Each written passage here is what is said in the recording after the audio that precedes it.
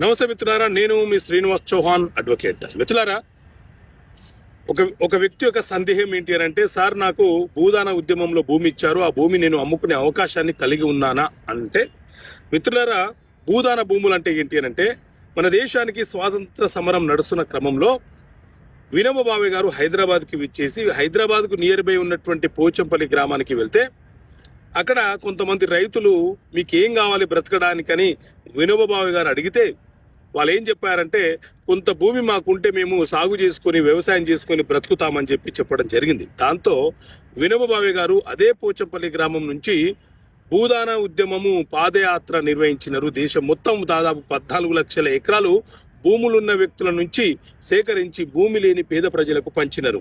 So దీన్ని పెద్ద ఉద్యమంగా భావించి కేంద్ర ప్రభుత్వము భూదాన్ యాక్ట్ అనే చట్టాన్ని తీసుకొచ్చింది. అలాగే భూదాన్ బోర్డ్ అనే ఒక బోర్డును కూడా ఎస్టాబ్లిష్ చేసింది.